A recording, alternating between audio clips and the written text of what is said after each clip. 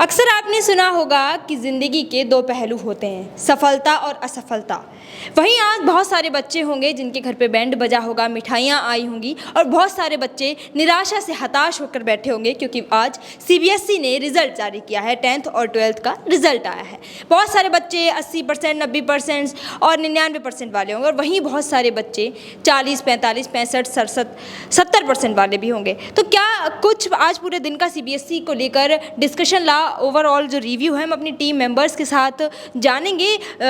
क्यों सीबीएसई को लेकर आज इतनी चर्चाएं हो रही हैं, क्यों बच्चों के जो है निराशा और सफलता जो है आज आई होगी, क्या कुछ पूरा डिस्कशन है हम जानेंगे हमारे टीम मेंबर्स के साथ।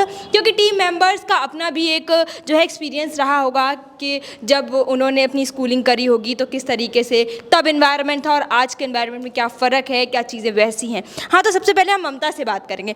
ममता, सीबीएसई का रिज़ल्ट आया है 10th और 12th का। बहुत सारे बच्चों के घर पे बैंड बजे हैं, मिठाइयाँ, लोगों ने बधाइयाँ दी। तो वहीं बहुत सारे बच्चे हैं जिनसे जो माता पिता जो है बात नहीं कर रहे होंगे ढंग से, खुश नहीं।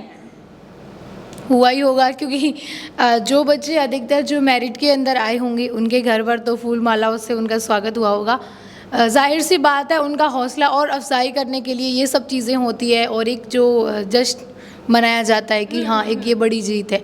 लेकिन जब बात आज हम उन बच्चों की नहीं कर रहे हैं, लाइक हम उनकी भी कर रहे हैं साथ में, कि जो इस जश्न से थोड़ा बहुत पीछे रह गए। हाँ। और पीछे वही कहते हैं ना कि रेस में दौड़ तो रहे थे लेकिन थोड़ा सा पीछे रह गए। हाँ, वही है कि वो उस लाइन को क्रॉस नहीं कर पाए जहाँ से उनको मेडल मिल सकता था। तो वो बच्चे थोड़ा खुद को वो महसूस करने लग जाते हैं। क्योंकि जब आप बात, आज का मुद्दा यही है तो हम इसी पर बात करेंगे कि मान लो किसी के आज 95 है और किसी के 90 आए हैं, तो हो सकता है 95 वाला जब मेरिट में और 90 वाला पीछे रह गया तो उसके घर में आज जश्न नहीं मनेगा।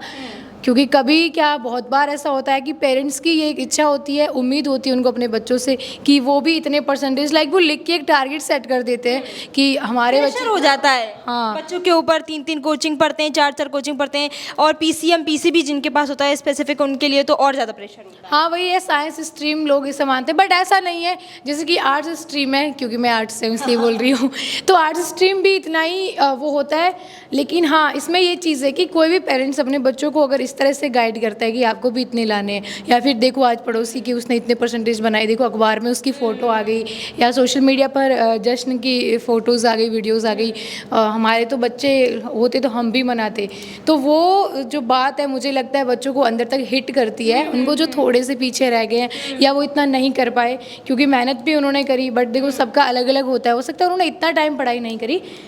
मैं ये नहीं कहूँगी कि बच्चों को आप ये सिखाएं कि आप मेहनत नहीं करें। हर पेरेंट्स अपने बच्चों को अच्छी ईमानदारी से सच्ची वाली मेहनत और कड़े परिश्रम के बारे में सिखा सकते हैं, क्योंकि सब करते हैं। लेकिन क्या होता है कि पांचों उंगलियां एक बराबर नहीं होती, तो हर बच्चे की बुद्धि भी एक जैसी नहीं होती। हर बच्चा रेस में आगे रहे ये ज़रूरी नहीं है आज के समय में कि हर बच्चा 100%, 90% लेकर आए। देखिए, सबके पढ़ने का तरीका भी तो अलग होता है, सबका स्केड्यूल भी अलग होता है और एक स्ट्रेटेजी जो तैयार करते हैं फॉलो करते हैं वो भी अलग होती है। बिल्कुल, देखिए हमने ममता से बात की तो ममता का कहना है कि ज़िंदगी की जंग बहुत बड़ी है, आप एक मार्कशीट से ज़िंदगी के सफ़र को तय नहीं कर सकते। और अब हमारे साथ मनुल है।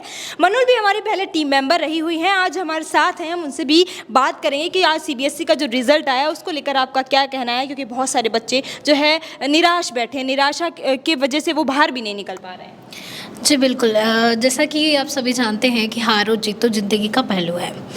हार भी चलती रहती है, जीत भी चलती रहती है। इसके बाद देखिए, जो जीत गए हैं उनके लिए बहुत अच्छी बात है, लेकिन जो ज़िंदगी की इस लड़ाई में हार जाते हैं उन्हें मैं कहना चाहूँगी कि हार भी चलती रहती है। हार भी एक ज़िंदगी का ही हिस्सा है। जो लोग हारते हैं वही जीतना सीखते हैं, तो हार भी बहुत ज़रूरी है। अब देखिए, मैं आपको बताना चाहूँगी, मैं अपनी ही कहानी आपको बताना चाहूँगी। हमें एक्सपीरियंस भी, जहाँ हमारे दर्शकों को हमारी टीम का जो है एक्सपीरियंस पता चले, इसलिए आज हमने एक ग्रुप का डिस्कशन रखा कि सीबीएसई के रिजल्ट सिर्फ हार और जीत को ही तय नहीं करता, एक मार्कशीट का पन्ना आपकी ज़िंदगी को तय नहीं करता। तो आपका जो एक्सपीरियंस है हमारे दर्शकों को वो भी पता लगे। जी बिल्कुल, एक बात आपने बहुत अच्छी कही है, एक मार्कशीट का पन्ना आपकी ज़िंदगी और आपके हुनर को तय नहीं करता। आज आप मुझे ही देख लीजिए, आज मैं किस मुकाम पे हूँ, आज मैं क्या कर रही हूँ।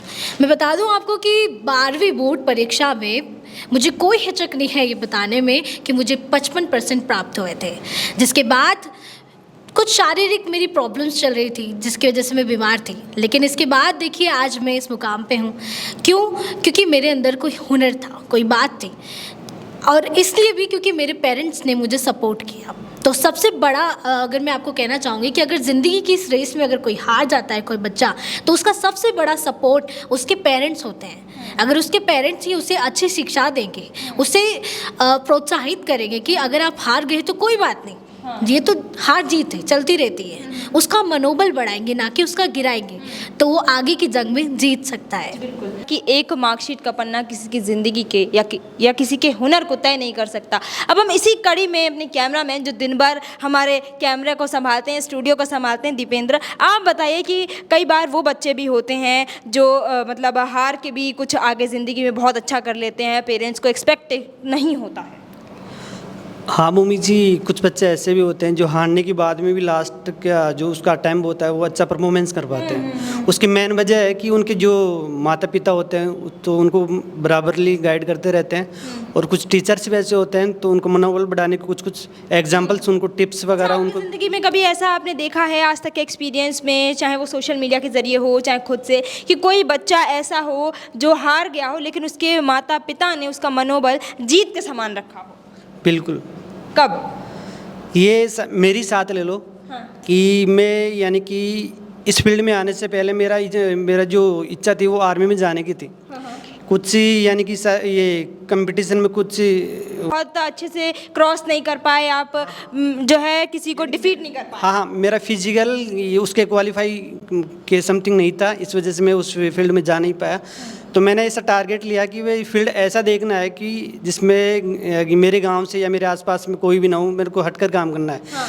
तो मैंने ये मीडिया फील्ड सेलेक्ट किया। हाँ। और इससे जुड़े हुए कोई जो भी टीचर मेरे साथी थे उनसे मैंने राय ली, और उन्होंने किसी ने अच्छा बुरा भी कहा, किसी ने ये भी कहा इसमें बुराई का काम है, किसी ने ये भी कहा या भाई मीडिया एक अच्छा काम है जो दिन भर में लोगों को जागरूक करने जागरूकता के साथ आपको पता होगा कि हम चौथा स्तंभ भी कहलाते हैं। बिल्कुल, संविधान का इसको चौथा स्तंभ भी माना गया है। हाँ। देखिए, हमने जो है अपनी पूरी टीम मेंबर्स से बात की और लगातार एक के बाद एक ओपिनियन निकल कर आया। कोई कहता है कि मार्कशीट का पन्ना किसी के हुनर को तय नहीं कर सकता, कोई कहता है कि पांचों उंगलियां बराबर नहीं होती, तो कोई अपना खुद का ओपिनियन बताता। तो वही आज जो बच्चे हैं जिनका रिजल्ट कुछ कम आया, वो रेस में कुछ ही नंबरों से पीछे रह गए, उनको बिल्कुल भी निराशा की ज़रूरत नहीं है, निराश होने की ज़रूरत नहीं है। आज तुम्हारे घर पे बैंड नहीं बजा, इसका मतलब ये नहीं है कि तुम आगे कभी मिठाइयाँ नहीं खा सकते।